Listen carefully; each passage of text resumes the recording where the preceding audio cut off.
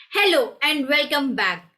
मुझे पूरा भरोसा है आपने अपने ड्रीम्स को आइडेंटिफाई कर लिया है और आप अभी तक सीख चुके हैं कि हमें अपने सपनों में क्यों विश्वास रखना चाहिए। Why we should believe in our dreams.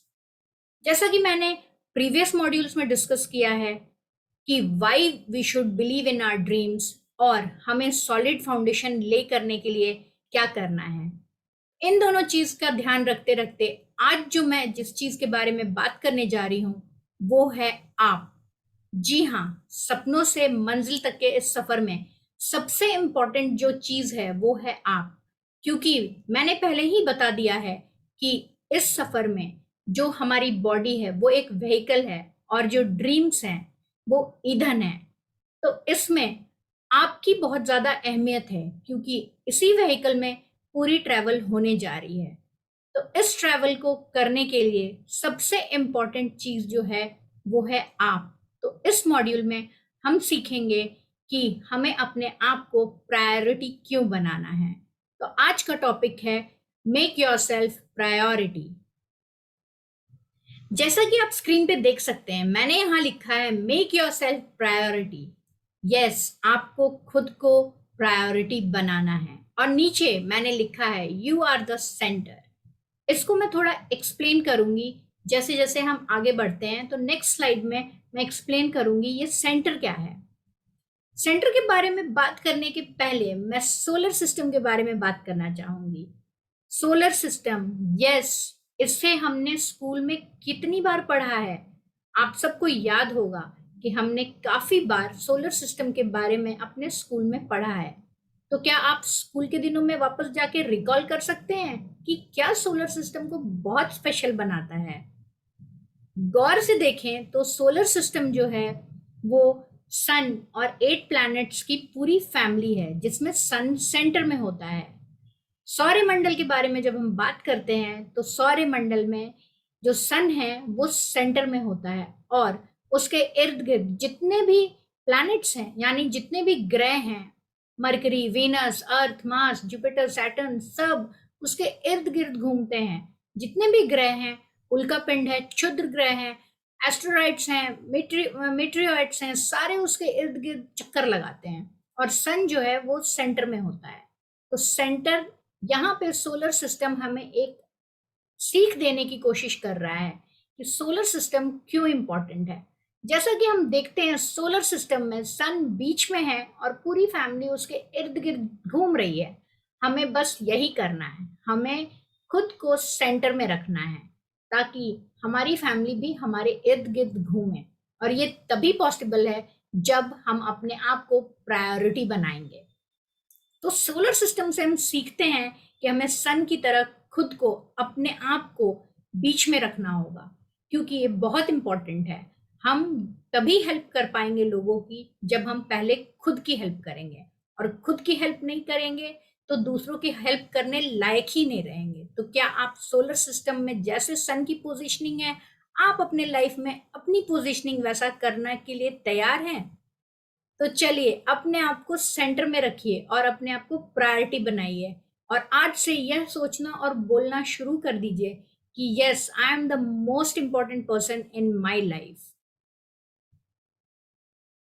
जैसा कि मैंने पहले ही बताया था कि मैं सेंटर के बारे में बात करने जा रही हूँ। सर्कल हमने कितनी बार ड्रॉ किया होगा, एक गोला आकार हमने कितनी बार अपनी ड्राइंग क्लास में या बाकी भी कभी कभी ड्रॉ किया होगा।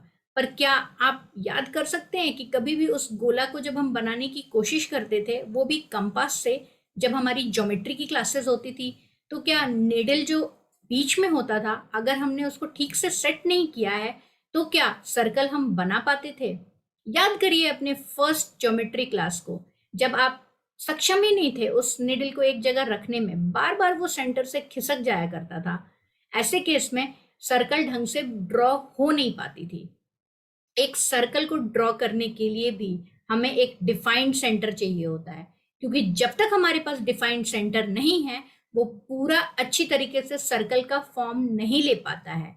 जब जब सेंटर खिसकते रहता है तो सरकमफ्रेंस भी ठीक नहीं बन पाती है। जब हम गोलाकार खींचने की कोशिश करते हैं तो हमेशा सेंटर ढंग से एक जगह स्टेबल रखना पड़ता है, वरना जो हमारी परिधि बनती है वो चिकनी और गोल नहीं बन पाती है। तो सर्कल से भी हमें यहाँ इतना सीखने को मिल रहा है कि जब तक हम सेंटर को डिफाइन नहीं करेंगे, एक सरकमफ्रेंस नहीं खींच पाएंगे और एक प्रॉपर सर्कल नहीं बन पाएगा। बस हमें यही करना है अपनी लाइफ में, अपने आप को सेंटर में रखना है। और जब आप अपने आप को सेंटर में रखना शुरू कर देंगे, आप देखेंगे कि धीरे धीरे बाकी सभी चीजें अपनी अपनी जगह पे खुद ही सेट होती जा रही हैं। तो क्या सेट करना है? हमें सेंटर सेट करना है, हमें एक डिफाइंड सेंटर बनाना है, अपने आप को अपने लाइफ का सबसे इंपॉर्टेंट सेंटर बनाना है। अब इसे करना कैसे है, चलिए आगे बढ़ते हैं और सीखते हैं। इसको करना बहुत ही आसान है, बस कुछ पॉइंट्स हमें अपने दिमाग में ध्यान रखना है। जैसे कि पहला, एक स्पेसिफिक टाइम स्लॉट अपने लिए निकाल लीजिए। सुबह का शाम हो सकता है, रात का समय हो सकता है, या शाम का समय हो सकता है, पर आपको अपने लिए 1 घंटे का समय निकालना बहुत जरूरी है। मुझे पता है 1 घंटे का समय निकालना बहुत कठिन लग रहा है। आप इसे आधा घंटा से स्टार्ट करें और धीरे धीरे टाइम बढ़ा के 1 घंटे का कर दें। 24 घंटे में अगर आप खुद को 1 घंटे नहीं दे सकते हैं, तो फिर आप कुछ नहीं कर सकते हैं। इसलिए अपने आप को प्लान करिए, क्योंकि यह आपके लाइफ के प्लानिंग के बारे में है। और खुद के लिए अपने को प्रायोरिटाइज करने की आदत डालिए, और इसकी शुरुआत सिर्फ एक टाइम स्लॉट निकाल के ही कर सकते हैं। तो आज आप अपने लिए एक टाइम स्लॉट निकालिए और अपने आप को एक 60 मिनट का अब चलिए आगे बढ़ते हैं और जानते हैं इसको करना कैसा है। काफी आसान है, ये कुछ स्टेप्स हैं जिसको फॉलो करना है और इजीली आप अपने लिए यह टाइम स्लॉट बना पाएंगे, जिसमें आप अपने आप को एक प्रायोरिटी की तरह ट्रीट कर पाएंगे। पहला काम जो करना है वो यह है कि एक स्पेसिफिक टाइम अपने लिए निकालिए। यह टाइम सुबह का हो सकता है, शाम का हो सकता है, या फिर दोपहर का भी हो सकता है, पर अपने लिए यह निश्चित स्लॉट बनाना बिल्कुल भी ना भूलें। 24 घंटे में अगर आप खुद के लिए 1 घंटा निकालना चाहते हैं, तो यह कोई अपराध नहीं है। यह बात अपने दिमाग में याद कर लीजिए। अब हमें इस 60 मिनट का करना क्या है? 60 मिनट सुनने में काफी लंबा समय लग रहा है, पर आप शुरुआत 30 मिनट से कर सकते हैं और धीरे धीरे यह समय बढ़ा के 60 मिनट का कर दीजिए। इस 1 घंटे में आपको अपने लिए, अपने डेवलपमेंट के लिए कुछ ऐसे काम करने हैं जो आपको बेहतर बनाता है, ताकि कल आप मुड़कर अपने अतीत को देखें तो आपको दिखे कि आप में क्या क्या इम्प्रूवमेंट हुए हैं।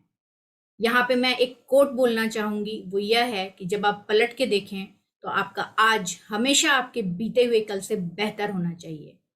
तो इस स्लॉट को आप अपने ग्रोथ के लिए इन्वेस्ट करने वाले हैं, यह आपके बेटरमेंट के लिए होने वाला है। और मैं आपको याद दिला दूं कि आप वो वाहन हैं जिसमें वो सपने ट्रैवल कर रहे हैं। इसलिए यह स्लॉट बहुत इंपॉर्टेंट बन जाता है, जिसमें आपको खुद को प्रायोरिटी बनाना है।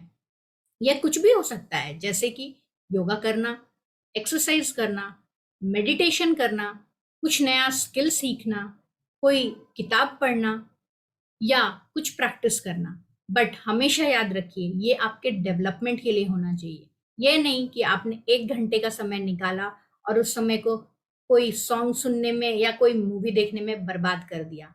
ध्यान रखना है कि यह स्लॉट सिर्फ आपके डेवलपमेंट के लिए होना चाहिए, जो कि किसी भी आपके एरियाज ऑफ लाइफ से हो सकता है। अब जो सबसे ज्यादा इम्पोर्टेंट चीज है वो यह है, यह 60 मिनट का स्लॉट कैसे बनाएं अपने टू डू लिस्ट में। जी हाँ, इस 1 घंटे को निकालने का तरीका जो है वो काफी आसान है। ऐसे 1 घंटा निकालना कितना कठिन साउंड कर रहा है, पर ये बहुत ही आसान है। चलिए मैं आपको स्कूल के दिनों में ले जाती हूँ। स्कूल के दिन कितने अच्छे होते थे। याद है जब कभी प्रोग्राम, कोई annual day, sports day, teachers day, किसी भी चीज की प्रैक्टिस करनी होती थी तो हम सब क्या करते थे? जी हाँ, उस टाइम हमारे टीचर्स ने मिलके एक जीरो पीरियड डिजाइन किया था। और ये जीरो पीरियड कैसे बनता था?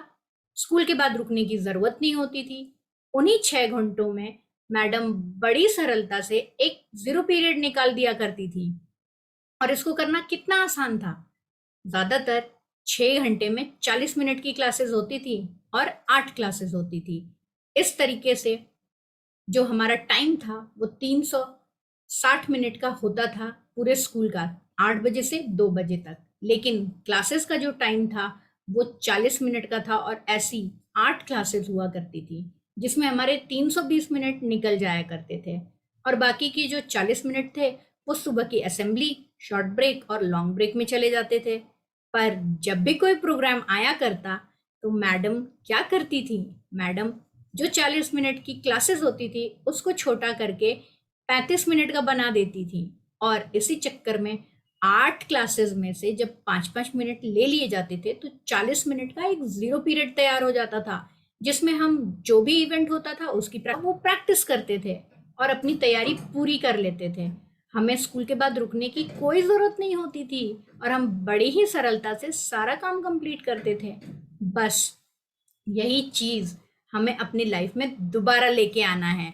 जीरो पीरियड को अपनी जिंदगी में दोबारा शामिल करना है और अपने लाइफ का हीरो बन जाना है।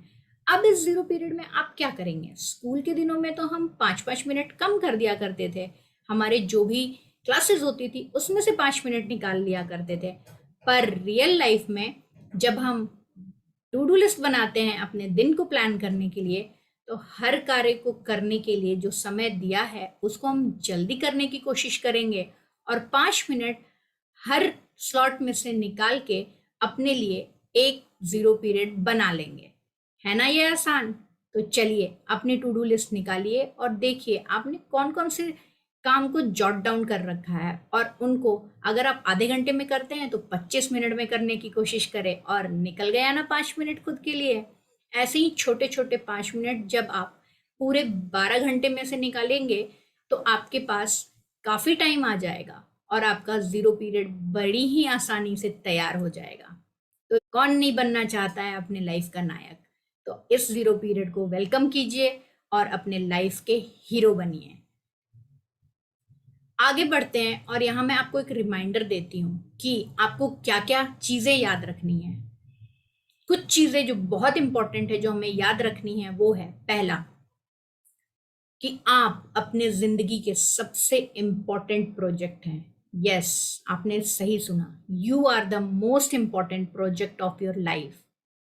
सेकेंड, आपका आज आपके बीते हुए कल से अच्छा होना चाहिए। तीसरा, आप तभी दूसरों की मदद कर सकते हैं जब आप खुद की मदद पहले करें। तो आज ही अपनी मदद करें और अपने लिए एक जीरो पीरियड बनाएं और खुद को प्रायोरिटी बनाएं। आई होप आप ये प्रैक्टिस करेंगे और मैं नेक्स्ट मॉड्यूल में आपसे मिलूंगी।